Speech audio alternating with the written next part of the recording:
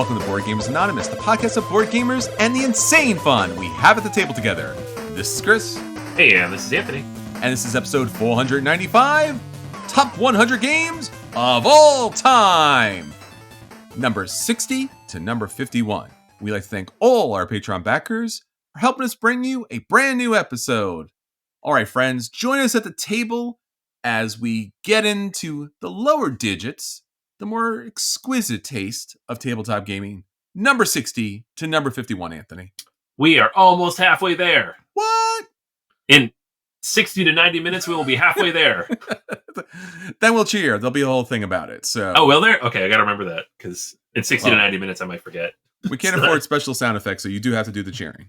Yeah. Just a little background info. We record this at night, so sometimes by the end of the 90 minutes, I'm like, okay, what were we doing? Time to go. Friday night on top of everything else. So. Yeah. Chris is like, no, fireworks. I'm like, oh, right, fireworks. Fireworks, do the thing. Be excited. Pull it up. There's a lot of people at the table. They're all listening. We gotta do a thing, man. Gotta make it. Gotta pop it. Pop. Yeah. I get off of this, like, whenever time we were done recording, like 11 o'clock. And my wife, sometimes she's asleep, and sometimes she's awake, but she's always like, you're like, good night. And, we're yawning, we're sleepy. And then I get up and go leave the room, and I'm like wide awake for like an hour and a half. Like, this process, I get so wired. Yeah. This is not a wind down podcast. This is a wind up podcast for sure. Right. Yeah. I get more and more excited as it goes on. And then, like, at the end, I'm like, now I'm up till 1 a.m. It's a good thing it's Friday, because I think we need not sleeping. I think we need to survey our listeners out there.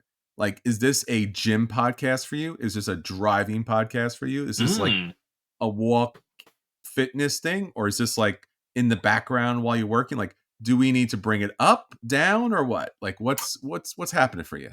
That's a good question. Yeah, I found myself having different podcasts for different things. Like, there's one podcast I will only listen to when I'm making dinner. Because I often laugh at it, and I'm very self-conscious if I'm laughing at the gym or like laughing while walking by myself down the street. So I'm like, no. In the kitchen, the family's around, they don't care. Sure. Well, no need to worry. No laughs here, my friend. No. We're hilarious. They know. Oh, sure. All right. So we got a great list for you this week. Anthony, I think as it's started to become the thing out of nowhere without any preparation whatsoever.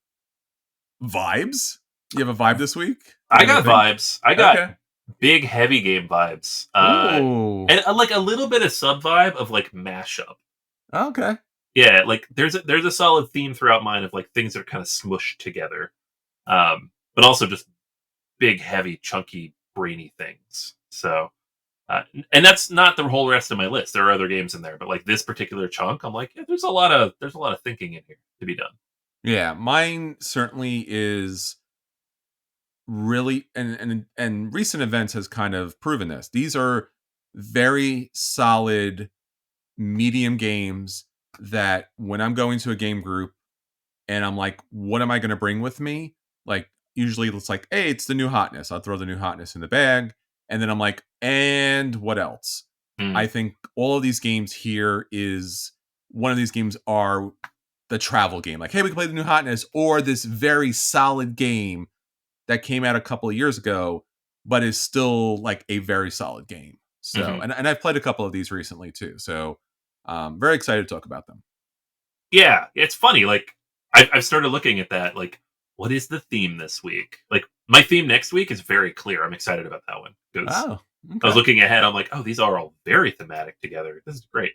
Yeah, and you could and all of you listening out there, you could figure out like which 10 games do you want to, if Anthony and I had separate tables, which table are you going to? Which library? Which little mini library are you checking out? Because yeah, it's a little competition. I'm just saying, it's a co-op competitive kind of situation. All right, yeah, let's not survey people, because I think yours might generally win for the medium vibes. So. Yeah, I think you got a little. Yeah, you definitely got a little lift. There's a little lift on your games necessary. Yeah, this year especially. It's a little weighty. It's a little on the weighty side. For sure. All right. Well, that being said, Anthony, let's get to the list. And why don't you start us off with your number 60? All right. This is, I think, the heaviest game, actually. I'm going to start real heavy at the top of the list. But that's what I told you I was doing. So you did. Just deal with it. 3.96. 3.96. So number 60 on my list is Arkwright. This is from 2014, designed by Stefan Ristos, who we had previously talked about. I think we already talked about this. We did.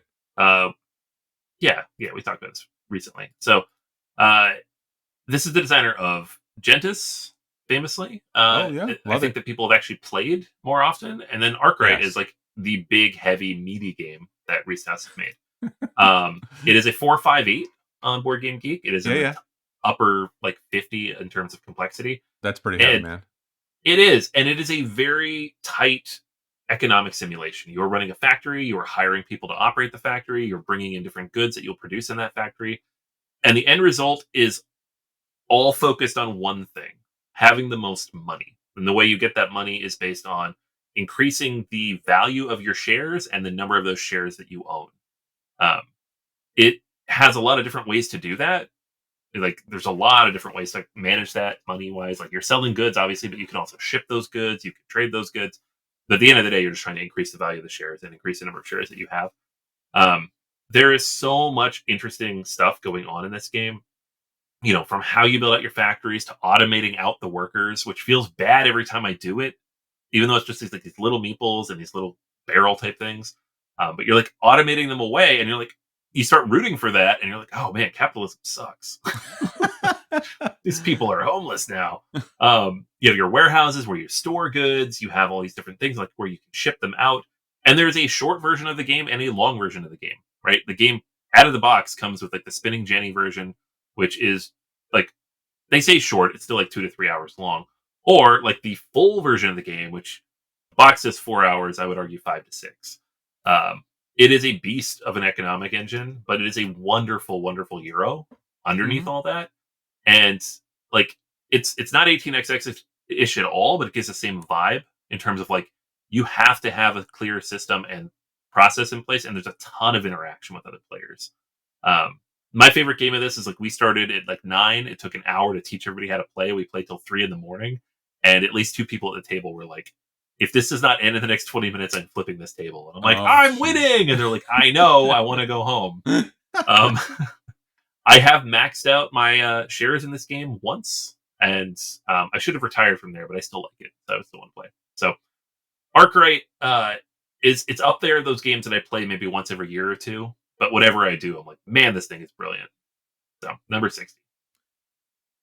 Sadly, I've never played this, and I know we've talked about this a bunch of times, and I don't remember why or how. The only thing I do remember about this game is the little, I guess, plastic people, and how many of them are actually on the board. They're so many. They're like a little gray army, and I remember way back in the day, once this came out, there was a lot of, I guess, wood insert companies that were trying to or succeeded in making holders for all the people so that you could just like put it down on the table and all the people would be already set up. I have one of those. See, it's great. Yeah, because otherwise that's a lot of people to set up. Yeah, well, more importantly, they fall down. Yeah, so yeah. As you're setting them up, you're knocking them over. So it's really nice to be able to just drop them down. It's much faster. It's its own dexterity game, I guess. It is, yes. This game, again, it took like an hour and a half to set it up and teach it. That's a lot.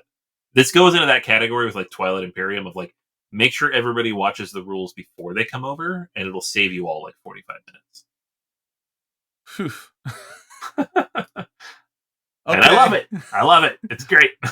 I'll take your word for it, man. I can't. You could. You'd have fun. Nah. All the little plastic people I have to set up. No. I don't. The funny thing about the little plastic people too is like, they're not that. I mean, they're super important in the game. They run your factories, but they don't move. You buy them in and out of the labor market. That's important, but sure. It's not like they're workers you're placing. They just go into your factory and then eventually they leave your factory. Nice. All right. Well, I guess from one end to the other here, my number 60 is Castell from 2018. This is, I guess this is a folk tradition, a athletic folk tradition from the Catalana village in Catalonia. And I didn't know anything about it. I think maybe in the recesses of my mind and the side of my eye vision at some point, I must have seen this somewhat on TV. But this is a festival. This is part of a festival where people gather to build human towers of 8 to 10 people, stacked on top of each other. Really amazing kind of organizational structure to build as high as possible these wonderful teams. So these different teams are in competition to create these structures out of nothing other than people, and they go around to different festivals and they recruit more people to build these towers. What other than again just the spectacle of it all, the actual gameplay itself is so thematic because you are traveling through the different regions and you're picking up different performers as you go. What you're trying to do beyond picking up the performers is obviously create these massive towers. So what you do in the actual game is you take this performance that you pick up throughout the game and you attempt to build the different towers on the table using all of these little tiles of the different performers. So there's special abilities that come along that you can pick up in the game to benefit you. And then there's obviously goals of certain types and shapes of towers that you're trying to complete. And it's just a really fun, dynamic game. And I just love the idea that you're actually building up these towers of people. And it shows you the physical structure, how they go about it, the shapes and sizes of the people, the athleticism, the gymnastics ability here. It's just a fun, wonderfully beautiful game. And it's something that after playing it, I kept it, loved it, and get to the table a lot. I remember playing this a couple times. Like the early came out, your review, I'm like, that sounds really cool. I tracked down a copy, I think a friend's copy, and we played it a bunch, and I really enjoyed it. Yeah. And I don't know what happened. I thought I owned it at some point. I really thought I did. I remember going through, I literally have this memory from like July of going through my stuff when I was getting rid of it. I'm like, what happened to Castell? I don't see it anywhere. Yeah. And it's just nowhere. I'm like, oh boy. So it might be one I have to go track down again because I remember really enjoying this game a lot. It's a fun game. I mean, just the idea of building the towers, your tower team on the table. The weight is like a 3.17. So it's heavy enough to be engaging for a lot of people, but it's not too heavy. It's certainly something you can get together. And again, it's very dynamic on the table as far as the different performers, how they come out, different powers and the rondelles, action abilities. So a lot of fun. Check it out. Cool. All right. Next up for me, I have not the lightest this week, but pretty close. Yet another Uwe Rosenberg game. This is one of the newest ones, but not the newest one. Oranienburger Canal. So this one came out via GameFound.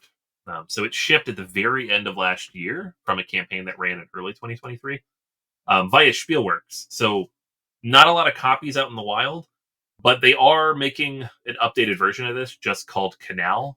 And then maybe even another version as well. But that's typically how it goes. So you get Spielworks releases a game, people either like it or they don't. If they do, someone else picks up the rights.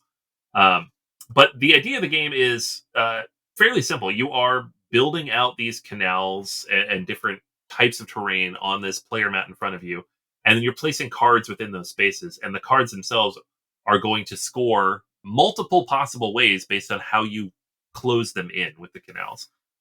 There is the resource wheel, like what you have in Glass Road, keeps track of the 5 different types of resources that you can have. And it just becomes this really intricate puzzle where you are taking these different types of cards. You have a 3x4 grid, so you can have up to 12 cards. And then they all do different things. Like your action selection on your turn is very limited. You can get some resources, you can potentially move some stuff around, or you can get new cards. And then those cards let you do a bunch of other stuff. So you're building your own engine that is completely unique from your opponent. And creating your own potential action spaces that are going to trigger in the future based on the actions you take down the line. You may not even get to use all of them because it depends on when you put stuff out and how you put it out. It's not a pretty game. It looks like something that came out in like 1997. Terrible graphic design, but fantastic gameplay. It's only 1 to 2 players. It's one of those Uwe Rosenberg games that's really like targeted and streamlined for 1 to 2. I've played it at 2 once. I played it at solo like a couple dozen times at this point.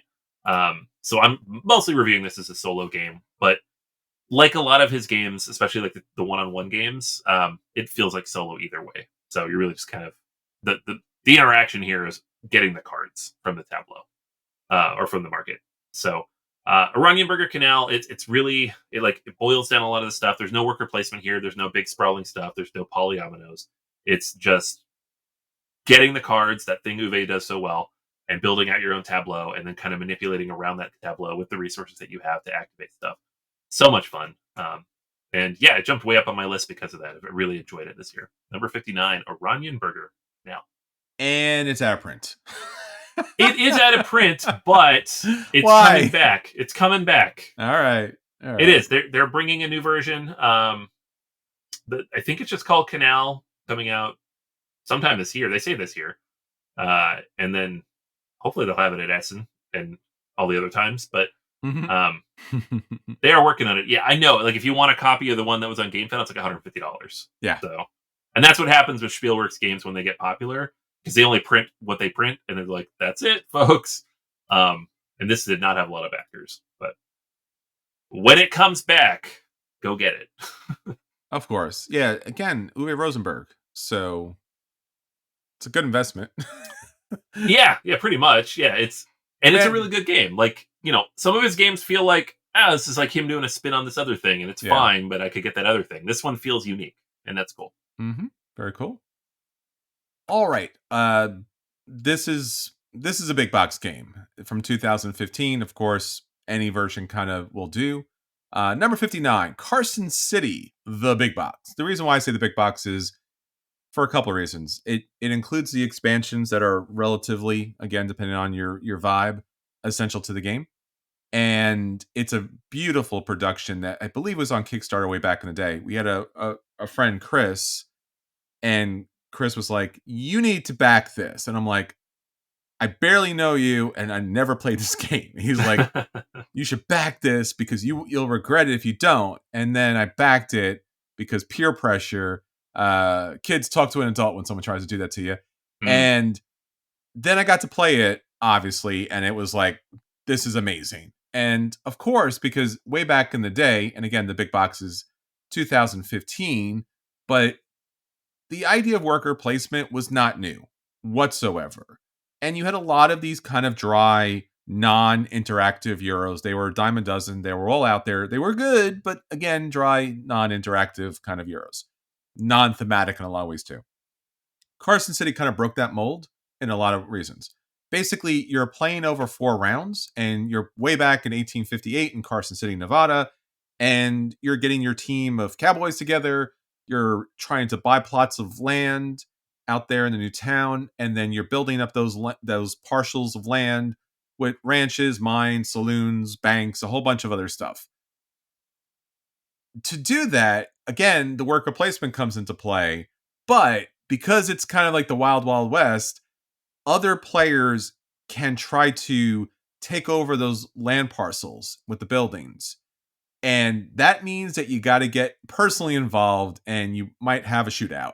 So that added this whole huge wrinkle to the game of actual conflict in what is generally a worker placement game with some economic engines. Because the parcels of land, once you put the actual buildings on them, each round they turn and they become more profitable. So they become more interesting to more players at the table. On top of which, there is a character selection at the start. That character is going to give you a particular special ability for that one round, and then it's going to go back to the tableau so other people can pick those things up. But you have cowboys, you have sheriff, you have schoolmarm, you have miners, you have a lot of different special abilities that really open the game up to a lot of different ways to play. But eventually it comes down to the economic stuff that you can generate. But I've really enjoyed this game because that conflict action that comes into play can really break up sometimes what is just like someone built a very strong economic engine or got lucky in some way, shape, or form. Now you can kind of ride in there and ride them out of town a little bit. So Carson City, big box. But again, any Carson City will do. It's a great game. I gotta get this played. I owned a regular copy of this game a long time ago, and I just never played it. I got rid of it. But everything you describe about it, and it's been multiple times now you've described it. Yes. It's like I should play this cowboy game with worker placement that I know I'm gonna like, and Yeah. then I just don't. It's a very smart game. The original's back in, I guess way back 2010. And it's crunchy. There's a solid crunch here, right? Like surprisingly, it's a solid crunch. It's not just like, oh, you took your spot, I'm gonna roll dice. Like you got to figure out like where the different lands are, the mines are, the banks are, how you place things out. So like there is a good brain burn here, but then there's also so thematically fun as far as employing the characters and the battles that go on. So yeah, a lot of great. Great. All right. Next up for me, number 58, I have Dune Imperium. This came out in 2020. Almost at this exact same time of Lost Ruins of Arnak, and for a long time in my head they were the same game. For everybody, they were. I like, and I really liked Arnak, and I hadn't played Dune, and I was like, Arnak, great, I love it.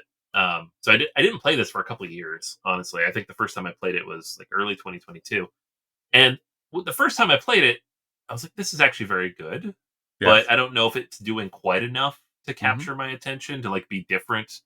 As like other games have done the worker placement plus deck building thing. It's not new. Nope. But it was very streamlined and it was very thematic. And the way that they used kind of the movie style and like the actors' vision without it just being photographs, I thought was interesting with the artwork. But what really got me down the rabbit hole on this game was the series of expansions that came out, right? And that's not to say it made the game. I mean, it made the game much better, but I think it just made me appreciate what the game was doing a lot more and get into it in a way that just really helped it rise up on my list. So specifically, it was the Rise of Ix expansion, which was the first one released in early 2022. I think January, February. I have since played the Immortality expansion. It's fine. I mean, it's good, but it did not do the same thing to my brain of like opening this thing up, giving me more unique decisions to make, like not simplifying, but just like flattening out some of the decision space in a way that's really made it more fascinating and engaging. Um, it's a fantastic way to explore this universe without it being like a 9-hour experience, right? Like you have Dune, the 1980s Dune that's been re-released, in the Gale Force 9 edition, but it's the same game. Which can either take 10 minutes or 13 hours, depending on how you play it. And no in between. There is no in between. The one time I played it, 10 minutes. Not fun. Whole big thing, getting 8 people together, and then it just ends almost immediately. The rules explanation was longer than the gameplay. It really was. Yeah, getting the person to like stop doing whatever they're doing in the kitchen and come sit down took longer than it took for us to finish the game. And then the, Dune War for Arrakis, fantastic, but 2 players only and pretty long, like 2-3 hours. This is streamlined, takes like an hour and a half. It has a very simple mechanic, like you have worker placement, but it's a limited number of workers. It has like combat is like boiled down to that little corner of the map. The worker placement element itself is boiled down to like this stretch of available spaces. And then even the deck building is not particularly complicated. These are the people behind Clank, so they know what they're doing with that mechanic. And you throw the Dune IP on top of that, and it just really captures everything so well. Now, I have not played Uprising. I know in your review and several other reviews, it's been like, this is very good, and this is a nice like lateral step for this game. I haven't played that, and someday I will, and maybe I'll like it more than this.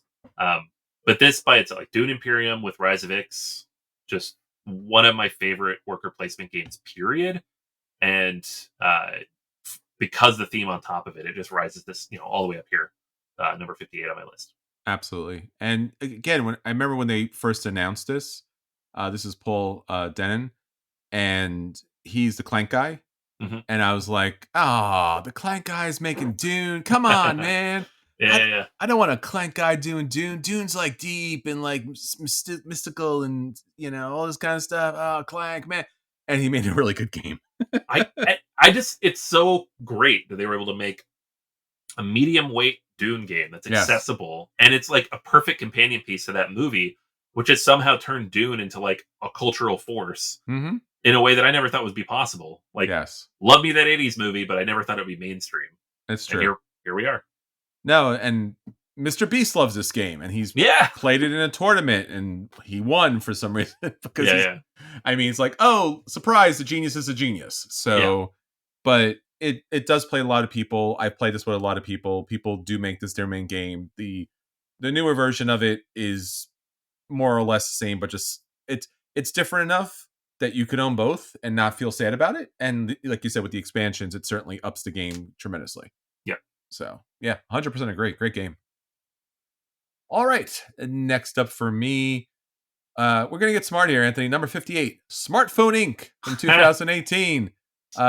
You were there, man. I was there. This was one of our early PAX stories. Was this the first PAX that we went to? This was... Or the second PAX? This was the second PAX. Okay. This was the year after, like, the first year we didn't realize what the first look section was. Sure. The second year, that's where we spent the whole time. Yeah, this game and another game that you're going to talk about in a bit. Yeah. And the PAX teaching people were very helpful because we were looking for, like, hidden gems. And from a distance, this game looks like nothing. Yeah. Right? It's a very white on white board. There's some, odd map continent out there in a very kind of, sparse, very technical kind of graphic design. And we're like, flat. And it's just like, oh, do I really want to do money things about the global smartphone market? Right. I don't know. That doesn't seem interesting. Is there an iPhone in this game? There's no iPhone in this game. People, there's no iPhone in this game. I don't know why we're playing this game, but like, all right, let's sit down and play this game. And I guess the first thing that strikes you about managing your large smartphone market is you're doing all the different steps as if, again, it's a simulation of being, the CEO of this company. And each of the steps you take a large part in. What really kind of sold the game for me right off the bat was how you choose the actions. And I'm sure there's some games like this before, and I think there's been one or two after it. But Smartphone Inc. is kind of known for like these really odd, I don't know, polyominoes that you layer on top of each other, and then the symbols that are showing. And depending on the gameplay and stuff like that, the symbols that are not is a different story. But the symbols that are showing are the actions you're going to take. So there's only so many combinations. There's opportunities to gain other pieces to kind of upgrade and make your stuff a little more powerful. But basically, you have all the actions and the possibilities in front of you. But what are you going to focus on that particular round? Are you going to drop the cost of your phones so that they're cheaper and you can sell more of them? Are you going to try to raise more money? Are you going to go into R&D? Again, it took something that might have been in a lot of ways a very dry theme in a very dry looking game, and it was such a dramatic and dynamic gameplay, and we had so much fun playing it. And each round, different people were trying different tactics, and at the end the game was very tight. And later it was picked up because now people realized it was amazing. We realized at first it was amazing. And then they did the Kickstarter with this, the extra stuff that goes along with it. And it was brilliant. And I don't know, Anthony, we raved about this for quite some time. Oh yeah, like it jumped straight into both of our top 100s after playing it like once. Like it's true. And we spent months trying to track it down before they finally put it on Kickstarter. Mm-hmm. This was on my list for a long time. It did not quite make the cut this time. And I remember being surprised, and I was like, ooh. Do I want to find a space for smartphone? And then like going through the whole list, I'm like, I guess it's like 101. I don't know. I couldn't find a spot for it. But I love this game. I think it's fantastic. Like, and take away everything else, take away the theme, all of it. Just that action selection mechanic. Mm-hmm. That alone makes it just amazing. Like that combined with like the additional pieces that you get, like the resources that come out of that, and the way it like balances. Anytime you have to make a balancing decision for like what actions you're going to take, I love that in a game because it's ultimate agency and it affects everybody, and it's such a cool mechanic, and it works really well here, both thematically and mechanically. Yeah, a lot of the games that we're talking about this week, I think, as part of the general vibe, is they look like very scary Euro economic games, and you are like, dude, I'm not that guy. And I'm telling you, we sat down, we pulled out the rule book, and I think we had 4 players, Anthony, if I remember correctly. We did, yeah. And our friend Eddie was one of them, and a new person. Forgive me, I can't remember his name. It's only been like 5 years. Yeah, right. And it was playable, and it was streamlined, and it was fun, and it was legitimately fun and engaging. So if you haven't played it, you really should, because it's a great game. Yeah, track it down. All right. So next up for me, number 57 is an older game. This originally came out back in 2014. I'm specifically going to talk about the anniversary edition because it adds a bunch of stuff that I think just generally makes the game more interesting. But the original game is still very good if that's all you have, and that is Paperback. Mm. Paperback is a deck building game where you are spelling words, and that's basically it. You start with 10 cards in your deck, like normal. You draw 5. It's a bunch of letters. You form a word with it. It gives you a certain number of points. You use those points to purchase new letters, so on and so forth. You keep doing that until you can purchase fame cards, and then those are going to go into your deck. Those are points, and then eventually the game ends. There are bonuses if you score spell out long words like 7, 8, 9, 10 letters. And there's ways to do that by upgrading your deck with new cards. So it's Dominion with Scrabble. Yes, that's all it is. That's true.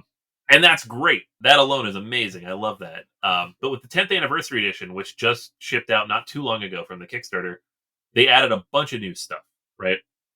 You have new starting decks that kind of give more variety, like what cards are available to you when you start the game. There's a genre mode that gives tech trees, like different technologies and things you can unlock and build out as you kind of play through the game. There's a deadline variant that kind of shortens the game and gives a certain number of rounds where you're trying to build up to a certain level in a certain amount of time. There's a typo deck now you can throw in there, where if you're like 1 point shy of being able to get what you want, you can take this typo card. It gives you an extra point, but now you have a crappy letter that you have to deal with later. Like, hey, extra point, but now you have a Z. Oh, that's fantastic. And if the Z stays in your deck till the end of the game, you don't use it for anything, it's minus 1 point. And so it's just all this clever new stuff that comes out of 10 years of playing and playtesting and developing. The new solo mode, also fantastic. It's like this little spy mode. You're moving around this track. It's very difficult, which I love. At the end of the day, you're spelling words, but the 10th anniversary edition adds a bunch of different ways to mitigate the fact that some people don't like to do that, right? And if you don't like word games, you're not going to like word games. It's fine. But this adds like different ways to kind of work around it. There's more wild options, there's the typo options, there's like the drafting and other ways to get around that and find words that are going to get you points in a way like similar to like what Scrabble does, where you don't have to spell a big, long, complicated word. You just got to land on that triple letter score, right? And that's what you want to do, and that's kind of what the game is now doing. It's very quick. It's extremely easy to teach. Like everything I said there at the beginning is pretty much the rules, and then you know what you're doing from there. If you've played a deck building game before, you already know how to play Paperback. There was a period of a few years there where I was like, I think I like hardback more. Yes, and I've kind of come around to this one again, where it's just the simplicity of it, the ease of teaching it, the accessibility of it for like my family, and now all the extra modes they have in there. Fantastic. And then the cherry on the top, the thing I love probably the most about this game is the artwork. Ryan Goldsberry's artwork of all these different pulp fiction covers, and there's like 30 or 40 of them in there now. They added a bunch more. I have posters in my basement from some of the covers I like the most that I picked up at different conventions. So it's just fantastic. The theming, the artwork. At the end of the day, it's just a word game, but all the stuff that goes around it just makes it so much better. Paperback. Yeah, you mentioned about if you don't like word games, you don't like word games. And I will admit, I don't like word games. Partially because I have family who are just amazingly sinister when it comes to Scrabble. Some of it because of a second grade teacher, but we won't get into that right now. But I love this game. I own a copy of Paperback. I also own hardback. I don't own the 10th anniversary edition, and I wasn't aware of all the extra stuff that comes with it, which sounds like a lot of fun. It sounds like it really opens the game up. And yeah, no, it allows people like me who are not wordsmiths to kind of be able to play and do well, or at least, hold my own. Yeah, and I think that's what they do really well here, because I've played with people before. They're like, I'm not very smart, and I always hate hearing that in general in life. Like, I'm not very smart. I'm like, of course you are, just not in this one particular way. Yeah. But this game is like, no, let's level the playing field as much as we can. Let's make this accessible to everybody. Now it's more strategic. You're not thinking about the words. You're thinking about how to build things, and that makes it really. Yeah, it's a lot of fun. It's a great game. Definitely high recommendation. Mm-hmm. All right. Again, another game that is a high recommendation for me and something that's typically in my bag because I can always get this to the table, because even if it's been a couple of years, the rules are on the boards. It's yes, Dinosaur Island, man. 2017, they had another Kickstarter that had all the extra stuff, including aquatic dinosaurs. And if you are a dinosaur fan, this is the game that you really want to own because it has all the dinosaurs. And again, with the aquatic edition, it owns all the other dinosaurs. And I do recommend that too, because I think it adds a lot of fun stuff to it.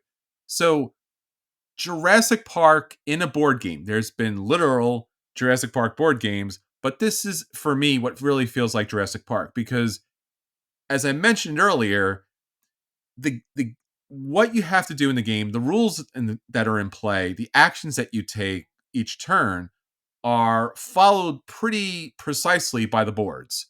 So you start off with you have your DNA board, and the DNA board has dice that you roll, and those dice go up there and they depict different DNA, combinations that you're going to be able to pick, and they're like amber colored.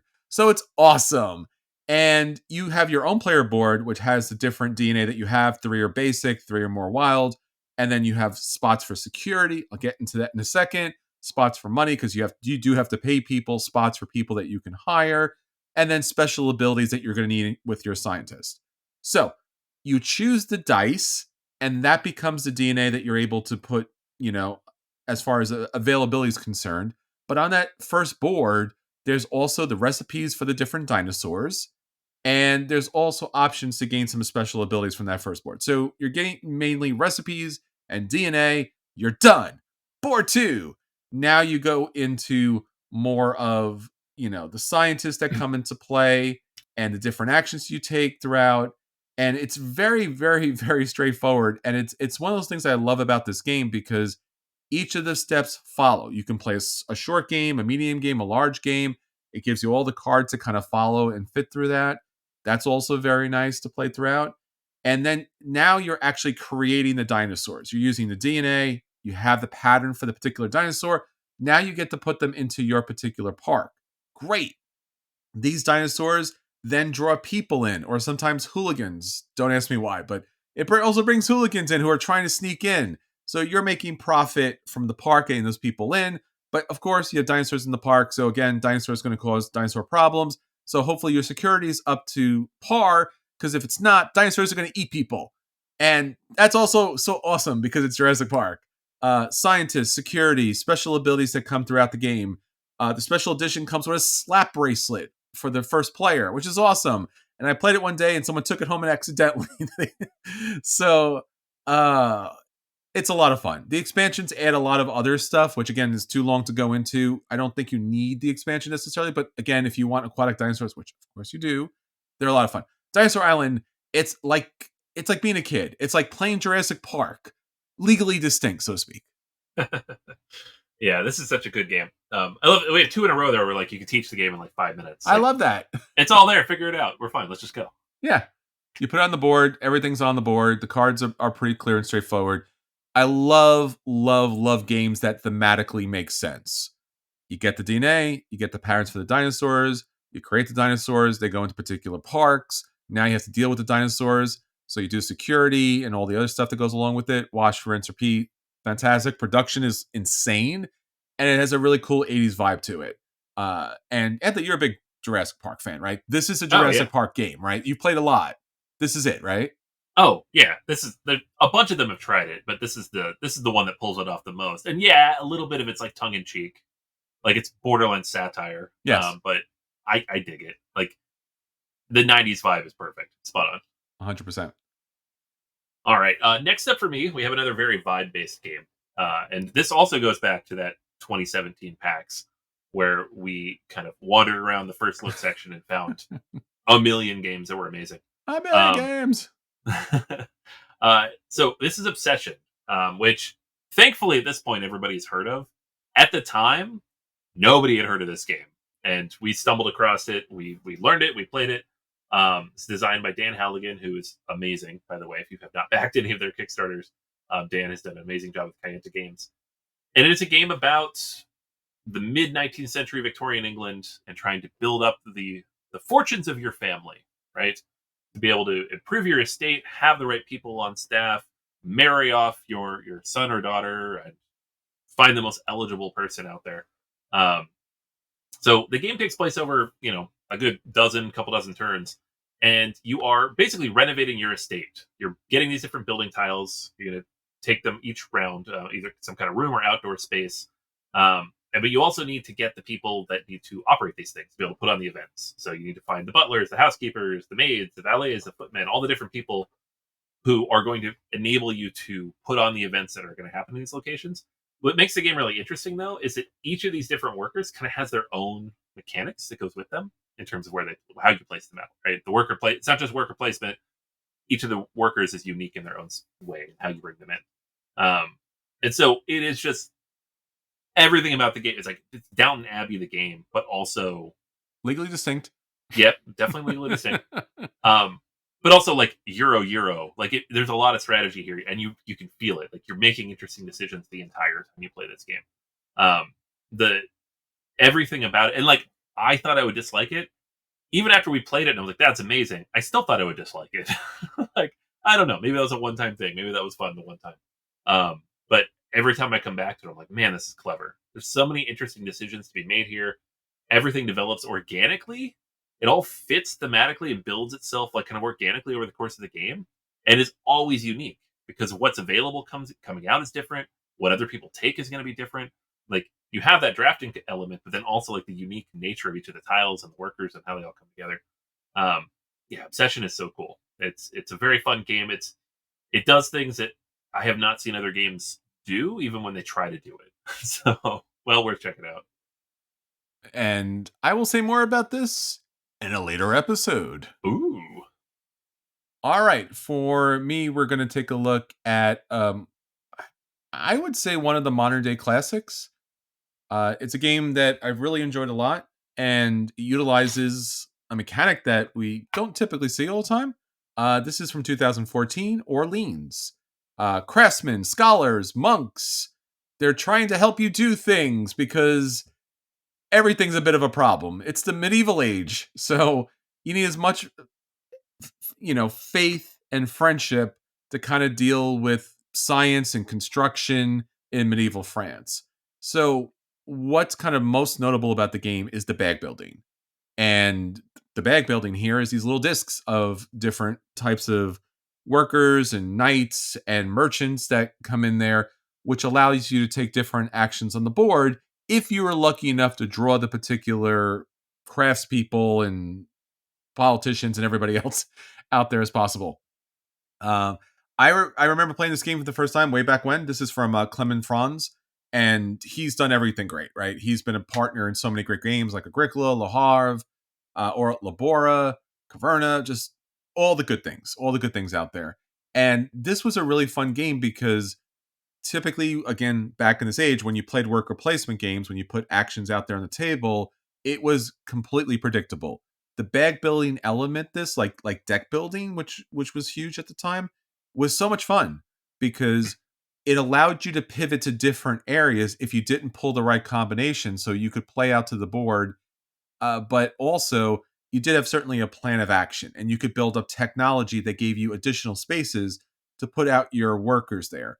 But primarily, you're going throughout France. You're picking up resources and food. You're dealing with the crises that are happening in medieval France throughout, and it's just a fun progression of a game that goes throughout of like building up that bag with special abilities, pulling out particular characters and utilize them on your particular tableau, and then racing for special, points and special abilities on the main board. So Orleans, especially with the additional, I don't know, would you say the craft tiles, the buildings that come into play, those buildings are really essential to kind of open the game up a little bit. But I've always enjoyed Orleans.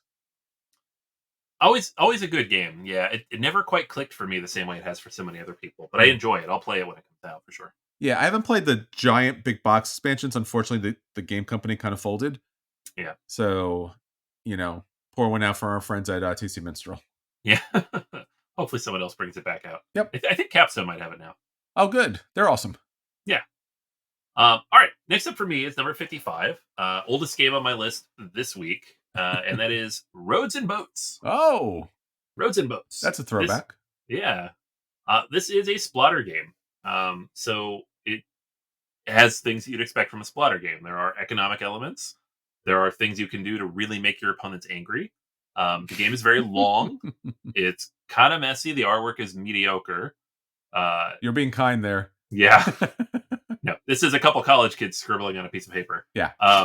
And it has a weird sense of humor, all of which comes together and makes a thing that I find very fun. So in this game, it is essentially it's a civilization game if you only focused on the economic engine, nothing else, right? So you start the game with donkeys, geese, some boards, and a stone. And you have to try to build that up and generate wealth, get gold and coins, stock certificates, build monuments. So it is the ultimate pick up and deliver game. You are building out this structure and picking everything up and trying to move it to these factories that you're going to build to produce more things to move to other factories. The box comes with hundreds and hundreds of little bits representing all the different types of goods you can make. There's these complicated charts about like how you can make them and where you can make them and what they can turn into and how you can move them. What makes the game mean, because it's a splatter game, so it needs to be mean, is that the only thing you own is the stuff that you are actively carrying. So if it's in one of your transports on a donkey or in a vehicle, it's yours. If it's not, anybody can swoop in and take it. So if you leave a resource sitting behind, someone else can come take it and use it for their own stuff. If you build a factory, someone else can come use your factory. They can bring the resources and run it. So you have to manage that and just keep in mind what the goal of the game is. The goal of the game is not to build the most stuff. It's to generate the most wealth. And how do you do that? And where do you move it? How do you store it? Right? There's also a timer built into the game where you're building these different monuments. And once you reach a certain point of those, the game ends. It's such a clever, unique, broken mess of a game that is just a lot of fun. And it is, and this is how messed up and broken it is. It requires this plastic sheet of paper that you put over the hexes. I say sheet of paper, it's just a sheet of plastic, but you put the sheet down and you draw on it to keep track of the routes and where things have moved. And you have to like weigh that down, because if you don't do that, you can't keep track of everything. The tracking in this game is just ridiculous. So they're like, oh, well, how do we get around that? You draw on it. Well, how do we draw on it? I don't know. Put a piece of paper or put a piece of plastic on top of it. I don't know, man. It's just like this perfect combination of dumb little things and fun mechanics in a way that comes into this like very clever, unique economic system that you can absolutely see as the root of their other more complex modern economic games that they built.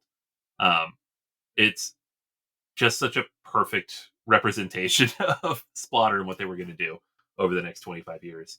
And I just have fun playing it. I really do. It plays, weirdly enough, you can play this one solo without a lot of issue. Like you're just building up an engine and seeing how efficiently you can do it. But yeah, Roads and Boats, weird game, great fun. It is a very weird game, and our friend Dave from way back in the day always like swore by it. And it's an odd box too. It's really long and really thin, and if you put anything on top of it, the top will like collapse. It's also super out of print, so if you want this game, it's like $250. So, crazy. And that's Splotter. The version I have is the 20th anniversary edition, I think. So it has the expansion baked in. Ooh. So I don't actually know what's in the expansion because I have everything just mixed together and I've played with everything. But gotcha. I think it's just generally considered good to have that. But you can't find it unless you find this. So it's true. I have not played it. I have not played it. Wish I did, because again, people really do, like you said, this odd, weird throwback of an obscure enigma of a game, and people are like, no, seriously, it's good. I'm just like, all right, yeah. Because based on that game, right? Based on that box and everything else, for it to survive this long and be this good, it's got to be good. It's got to be. Right. Yeah.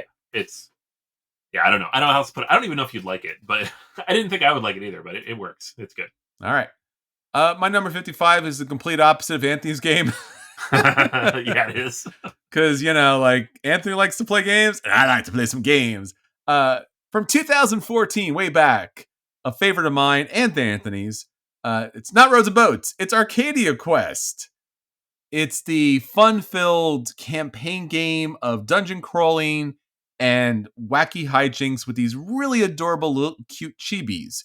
You put together a team of 3 with each one having a special ability.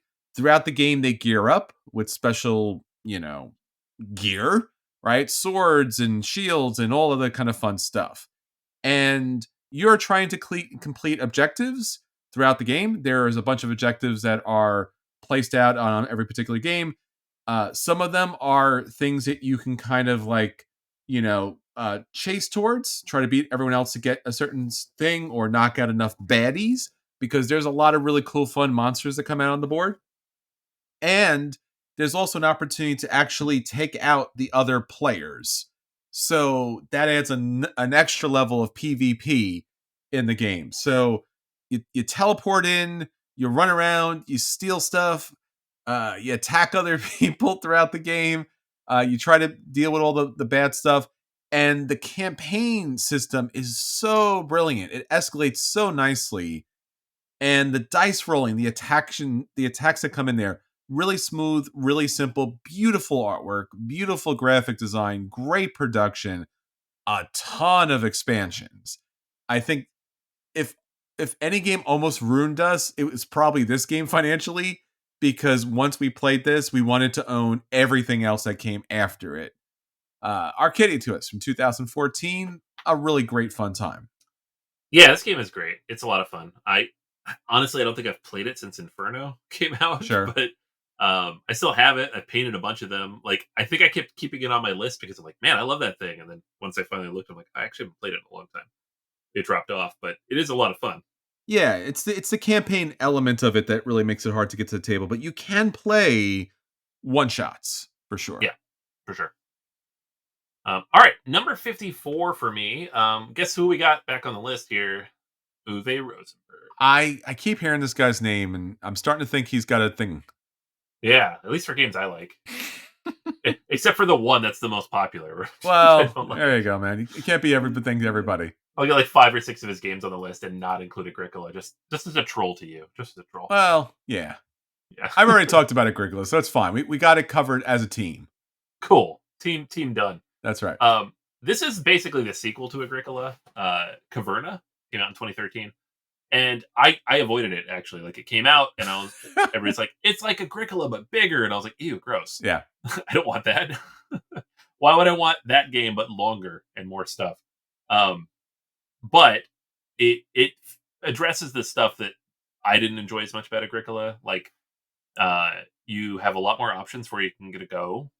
Feeding your people is significantly easier. It's definitely not going to put you in the negatives. The points in this game tend to be in the high double digits. I've scored over 100 points several times. And it has a lot of fun elements to it that you don't necessarily have in Agricola. It's a little bit more of a fantasy theme, right? You have these dwarves, they're going on quests, they're interacting with these different things.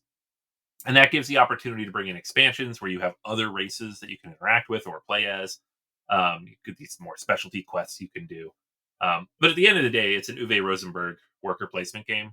And it has kind of the similar structure of Agricola, where you have a not quite timed layout, but pretty close to timed layout of different types of cards that are come out at different points that represent different worker actions you can take. And there's a lot of them, right? Because there's a lot of rounds in the game. So you can get the different things that'll let you mine underground with your dwarves, or build out the more traditional farm above ground. You can do all vegetables and stuff, or you can raise animals. You can go on these quests and bring back different resources, or you can stay in your cave the whole time and just build rooms in there. And that's one of the really fun things here too, is like the rooms and the different synergies there. And there's so many different available. It's not quite the sandbox that Fields of Arle and Feast for Odin ended up being, but it's getting there. You can see Uwe just like being like, more stuff, more stuff. And this is kind of that next step in that process. So Caverna, lots of fun. It doesn't have the cards, which I think maybe is part of the reason I don't like it. I do like it as much as I do. But the titles are great. And yeah, it's one of my favorites from Mr. Rosenberg. And for me, Anthony, it's a little bit more of a favorite. So I'll be talking about that in a later episode. Okay. There you go. My number 54 is one of my favorite 2-player games of all time. And based on one of my favorite board games of all time, this is Seven Wonders Duel back in 2015. This was the reinvention of Seven Wonders. Seven Wonders did have a 2-player mode to it, which did not play well. I mean, it's fine, I guess. But Seven Wonders Duel was a game in and of itself.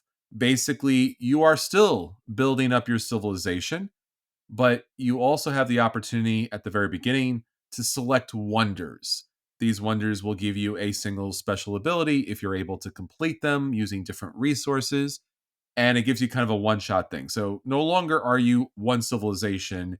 Here you have options as far as what you're able to employ based on the wonders. Now, the actual resources, victory points, military, and science is put together on a tableau, pyramid tableau on the table. Some cards are revealed, some cards are not. So as you take cards from this tableau, other cards open up. These other cards are now available to your opponent. Ah, no. And on top of which, as your opponent builds up certain resources, building certain cards become more expensive for you throughout.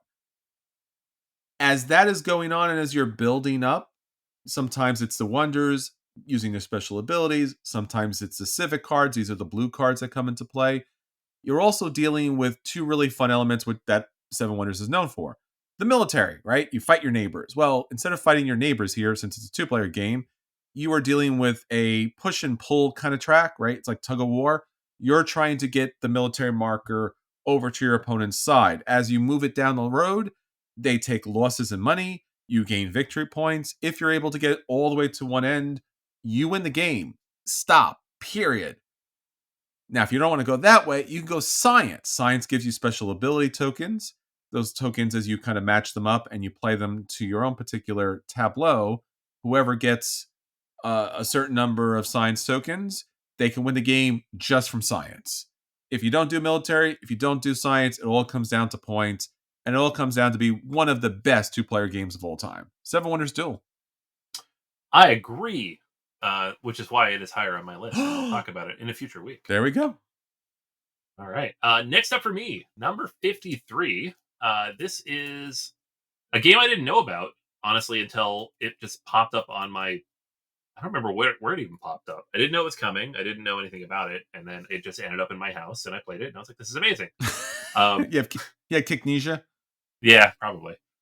This is the Guild of Merchant Explorers. So it's designed by Matthew Dunstan and Brett Gilbert, who do a lot of games together. And it is effectively a flip and write type of game, except instead of writing, you are dropping cubes onto a map. So it's like an old school, like explorations type of map, like hand-drawn looking to it. And you start in a location, and then each turn you're going to have one location or one type of thing that comes out or one type of pattern that comes out, an action that you can take, and you're going to move out and take explore actions by dropping these cubes. As you drop the cubes, maybe you'll reach new locations or unlock different abilities or find things on the way. And then you can drop down trading posts, which gives you new locations to build out from in the future. In between rounds, you're going to clear off all those explorers, and now it's just empty again. And you have to continue to explore out from either the original location or a new location in future rounds. You unlock special abilities and scoring actions between rounds. And there's like special, like missions that you're trying to complete. These action abilities that go into your deck, and you shuffle them, you shuffle them into the cards that you're going to flip over each time through. And so you have these new things that are coming out. So it has like that Tiny Towns feel, but with like this progression to it that you don't have in those other types of games. And it's really that progression that really makes the game so fascinating to me.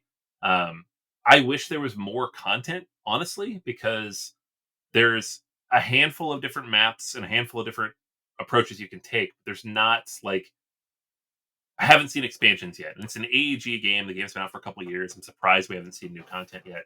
But even just with what is there, I've really, really enjoyed it. I've played it dozens of times. Fantastic game solo. But it also works really well with a group because you can kind of look across and see what everybody else is doing. It has that kind of everybody's doing their own thing vibe that like a flip and write type of game does. But you're not writing, you're not rolling. It doesn't have... You're doing something much more tactile, which I think is what's missing from those games that a lot of people don't feel. So most of the people I've played this with haven't even realized it's that genre of game until I mention it. And they're like, oh yeah, I guess it is one of these. because it just feels like a board game that you're just going through the motions of. Sure. So yeah, it's beautiful. It's just a really cool vibe that really builds and evolves on a familiar experience, and I have a blast with it. That is a Guild of Merchant Explorers. Sadly, this has never showed up on my door, so you have the lucky doorstep. I have not played this, sadly. Right. But it looks fun. Looks fun. It is very fun. All right. Talking about fun, Anthony. I know a game that you like, maybe or maybe not, maybe by now or maybe later. My number 53, Battlelore Second Edition, and the Second Edition is important because the Battlelore Second Edition is all about the fantasy version of Command and Colors.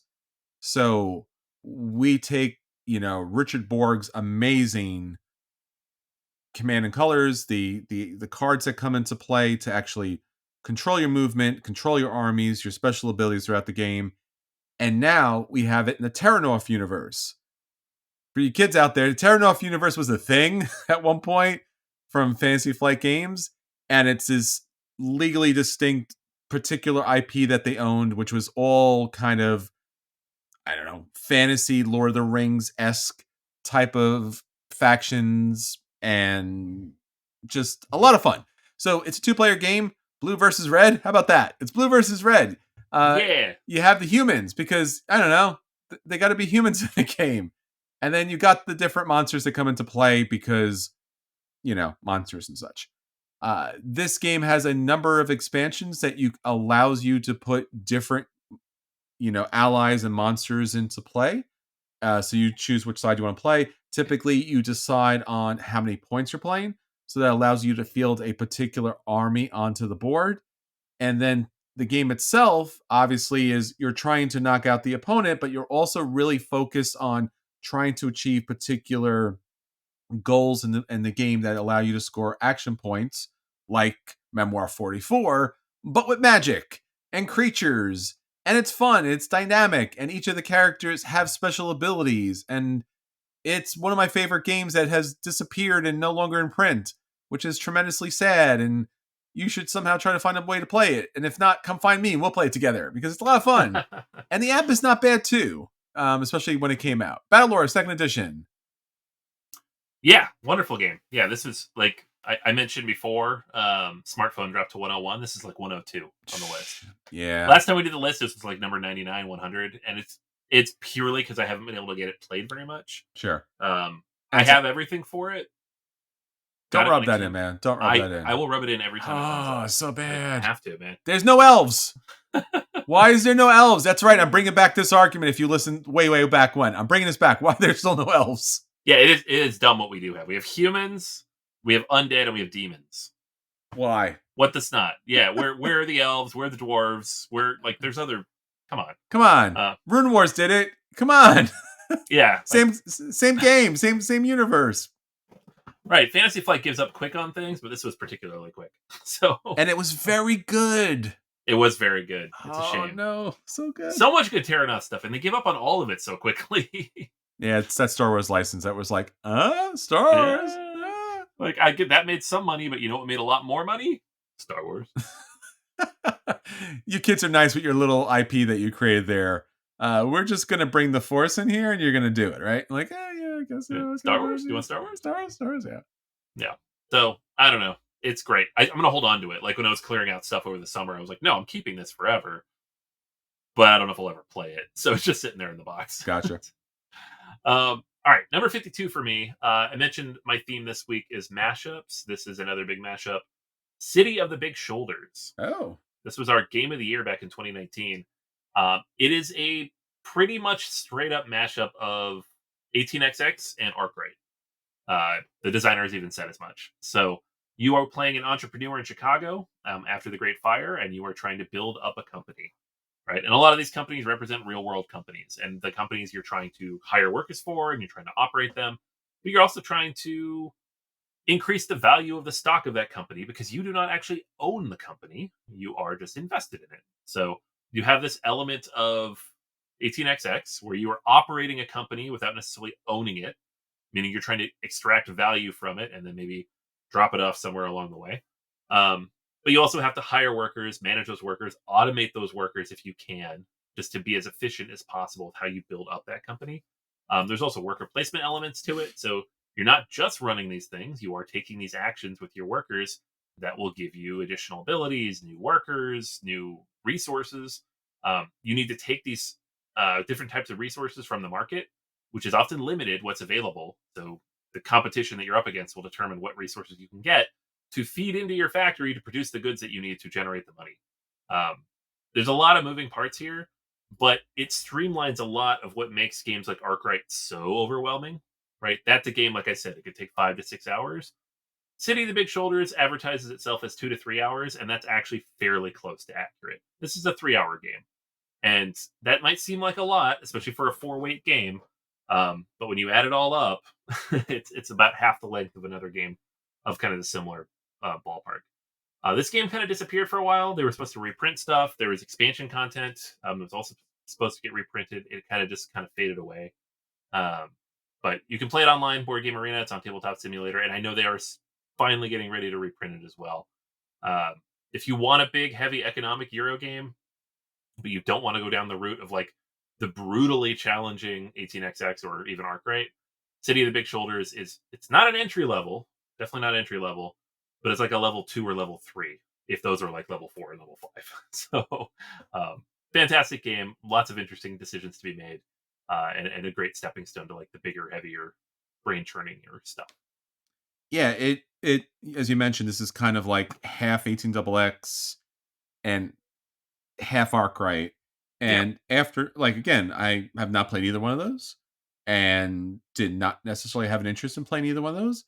And then after playing this, I was just enamored by it. And I was just like, maybe I would be interested in 18xx. Maybe I would be interested in Arkwright, because this has got some serious crunch to it, but it really plays very smoothly. And I'm pretty surprised by that. Yeah, that whole mechanic of like owning stock in companies that you may or may not operate is such a cool mechanic that can be extremely overwhelming if you do it too close to simulation level, right? Yes. Like the really tight stock markety type of games like 18xx, that's a lot. You really have to want to go down that road. This game doesn't push you all the way down that road. It just kind of introduces you to it, and I think that's why it's so popular. Got it. And it reminds me also of, like, again, Imperial. Yeah. Imperial 2030, where Sure. coming out of the Euro game tradition, like, I played a lot of Euro games. I know how to play this game. This looks like a Euro game. And like, what do you mean I don't have a company? What do you mean I don't have a country that I'm controlling? Like, what do you mean I am basically building it up to break it down and then sell it off and buy something? Like, like, you really have to wrap your brain around it. But it's fun when you do. Oh yeah, for sure. The Oligarchy, friends. It's fun to play in board game format. Less fun in the real world. It is all a game. That's why they do it, right? Like, it's true. They're just capable of forgetting that they're moving people around, not pawns. I mean, it like we talk about on the academic side, so we'll take one brief second to talk about it, right? If you want to understand the cognitive dissonance that people have in certain levels of society to, like, take a beloved company or organization and just manipulate it to the point where they squeeze all of the life out of it and then discard it, these games will teach you why that's a thing. Yep. You can literally suck all the value out of a company, suitcases, and drop it off on someone else to bankrupt them. Yeah. That is what these games allow you to do. And it's fun. It's fun to do in a game. So I can't wait to see the Asmodee version of that. Yeah. Because that's what happened to them. That is literally what's happening right now. Yeah. Fun times, kids. Board games. Woo! Yeah. All right. Well, speaking about board games that will keep you up at night because it reflects the cultural decline and corruption of our society, Clinic Deluxe. I mean, 2019, it's Alban Viard and Ian O'Toole, the greats. Alban Viard has talked about this game as a reflection of the healthcare system his wife works in. And again, this is the new version. This is the deluxe version. And again, don't get confused with the original version. This is not just deluxe because it has nicer pieces. It is absolutely streamlined. The rules have been rewritten. It offers rules for beginners and experts. There's a solo variant. Like, it offers a lot of things that makes this game playable. If you see a picture of this game, you will say, dear goodness, this is not playable, right? Like, it just does. It's just way too much. It looks like too much. It feels like too much. You play the game, and Alban Viard has his geniuses come into play to make the game so very thematic that it is playable, but it will still burn your brain. Not to worry, you're working in the healthcare system. They will take care of that after a deductible. But what you're trying to do here is you have started up this hospital. And of course, your friends have also started up their hospital. That's really bad for them because you're going to build the best hospital possible. But what kind of clinic are you going to build? So you have opportunities to build up different rooms in your clinic. And also, there's a spatial element to it. So you have to deal with that because your patients have to be able to get in and out. And you're going to deal with a lot of different patients that have a lot of different problems. And the secret to the game, which is really sad, but also very true at the same time, if your patients get sicker, they're worth more points. I love it, but I hate it. So you want to let your patients get sicker because then it's worth more money for you to build more stuff on your hospital and score more points. But again, there's a lot of expansions. There's a sickening number of expansions to this game. See what I did there? And you can add a lot of those different components to make the game different each and every time. Again, a ton of different combinations, like down to zombies and fire extinguishers. I enjoy this game a lot. It's definitely playable, and you definitely feel like you are accomplished when you do so. And once you build up that like clinic and you watch the patients run through it, you really do feel accomplished, whether you win or lose. Yeah. This was on my list 2 weeks ago at number 76, and it is VR's most complex game from like a weight perspective. Just because you have to keep track of so many things. Yeah. And that's one reason I love it, but also that social commentary that he manages to bake in here. He's a clever, funny guy, and the game really reflects that. Maybe not the 69 expansion. No, too far. far. Very clever, but everything else, very clever. Too on the nose. Everything else is great. Yeah. All right, last one for me this week. I have another Splotter game. They both ended up in the same chunk here. Food Chain Magnate. This is my number 51, and it came out in 2015. First time I played it in 2016, which was well after you played it and reviewed it. And I was like, ooh, what is this game? Where is it? How do I find it? I hated it the first time I played it. I had a terrible experience. I didn't quite understand what I was supposed to do. I made several mistakes in the first 45 minutes, and then I had to sit there for 3 more hours and just get annihilated. I ended the game with positive money, but not by much. So it was not great, but the game stuck with me. It was stuck in my brain. I could not stop thinking about it for like a week. And the next week, I'm like, we have to play this again. And I still lost, but I did better because I understood what I was supposed to do. And the thing about Splotter games that I love so much is everything's out there. Everybody can see everything, right? There's like a piece of hidden information in this game. It's just like what card you played to determine like game length, right? What your vote was for that. Everything else is out there and open, and everything, like what you hide is what's in your head, what your strategy is, what you plan on buying, what you plan on advertising, how you plan to kind of manipulate and mess with the market. And this game, it's just such a great representation of how that operates, right? Like I'm gonna advertise, I'm like, oh, I produce burgers and lemonade. This is great. I'm all set up. And somebody just like undercuts you and messes with the advertising or pushes things in a certain direction that you can't fulfill. I'm like, aha, I got, radio ad and you're in trouble now. Or like you build up your organized org chart to go in a certain direction. And all of a sudden you're like, I can't, producing pizza is useless to me. And I have 3 people who produce pizza. I need to get rid of these people now so I can bring in other people. But that takes like 3 rounds and all of a sudden you're way behind. So you have to think ahead and think backwards and pay attention to what everybody else is doing at the same time. And sometimes there's nothing you can do. You get outplayed. But that's what I love about it. It's strategic to the point where it's not bad luck. It's not a bad draw. It's not somebody else got lucky, got what they needed and you didn't. It's that they outplayed you. They outthought you. They outmaneuvered you in a way, right? And yes, there's maybe 3 other people at the table. And so sometimes you get outmaneuvered by accident. And that's a little frustrating. But the more you play it, the more opportunity you have to really like excel at the game because of the skill that you've developed playing the game. Expansion, a ton of amazing content, but this is based purely on the base game because I have not played the expansion very much. What I have played is fantastic. It adds more variability, it opens things up a little bit, better decision making. But just the base game with the clear, tight decision tree that you have to follow and the different paths to complete and utter failure and how you have to kind of manipulate and maneuver around that. Food Chain Magnate, there are a few games that are this interactive and this mean that I like. because I don't like being upset at the table. But I don't really get upset in this game. I'm just more fascinated. I'm like, oh my gosh, that was a great, like, you got me. Like, I didn't see that coming. It's like the same feel I have playing like a Twilight Imperium, where like, oh, that stinks really hard for me, but that's impressive what you just pulled off there. And that's how I feel playing Food Chain Magnet. This had been on my list for several years, and I think this might have been like 101. And the reason why I kind of bumped it back because, as you mentioned at the start, Anthony, this is a game that will beat people up. Yeah. And people do, and I've played this game, and people have had a bad time. Oh, sure. And it's not, the game is not bad. The game is one of the best, honestly, one of the best games of all time. It's just a great game. But you will be bruised and beaten, if you do not make certain choices early on, and sometimes if you do not get lucky, right? If some certain people just kind of pile up in your area, or if everyone's selling pizza, as you mentioned, then you're going to have a bad time. You really have to pivot hard. Yeah. I will say the catch-up mechanic, the expansion for the game, does open the game up and does make it a lot more flexible, so you don't feel like you're going to be, smashed if you don't do the right thing early on.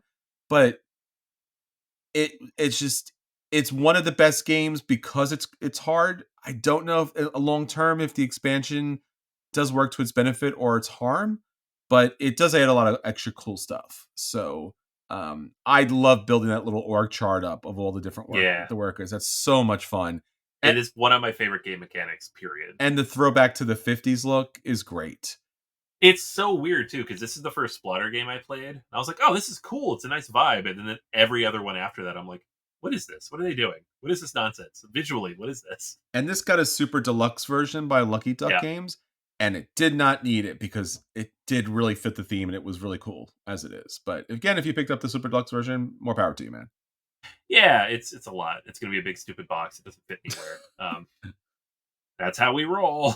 That was a very good episode. I like that episode a lot. People need to listen to that episode. I know. Yeah. Go find those. I got 2 more of them in, like, since we started recording this. Andromeda's Edge and the Teotihuacan Deluxe Edition. I'm like, what am I doing? Why did I do this? I literally had a counseling session with you. I'm like, you will fit it back in the box. You will be able to fit it back in the box. It's like bulging like 2 inches above the lid. You're like no. Stupid box. All right. Well, my final game here, and still a very good game, because this is one of those games that it's a genre that I generally don't like to play. So when a game does that genre so very well and in a very smart way, I enjoy it all the time. And I played this recently a couple times. This is Citadels.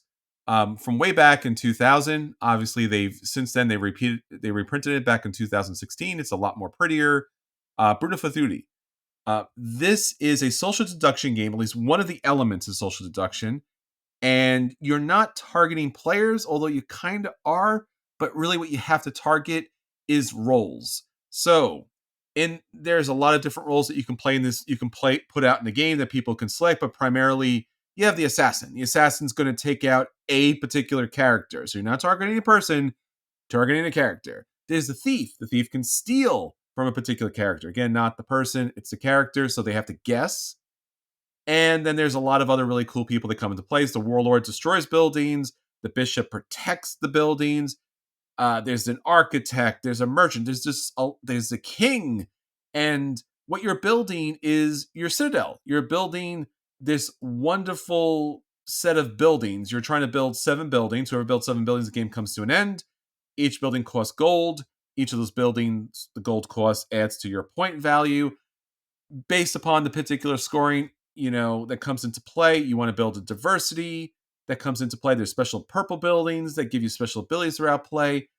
I've really enjoyed this game for so many years because it is a small economic building game, city building game that is not hard, right? It needs X number of gold. Try to get those gold so you can be able to build that building. Get more cards. Cool. And that's pretty much it. It's fun. It has that drafting mechanic that allows you to give it some information about what other people doing, but maybe not enough to make the best decision every time. Citadels. 2000, 2016, they're all awesome. Citadels. It's true. It's good. It's this is, again, like you mentioned, it's one of the rare ones that you enjoy in this genre. Same. Yeah. Like, I think I don't hate this genre, but I do avoid it enough that the game's not going to move it up onto my list. But it's one of those games that I would gladly play anytime someone pulls it out. I have fond memories of it, and I've had good experiences playing it generally compared to a lot of the other games that kind of fit this mold. Yeah, there's a lot of ways to build the buildings. There's a lot of ways that special characters come into play.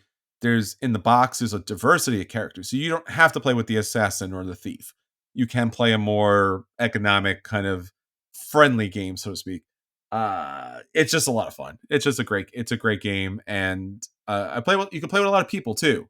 I think that's one of those things too, right? The more people you play with, the more roles that come into play. So that's fun. Yeah. Citadels!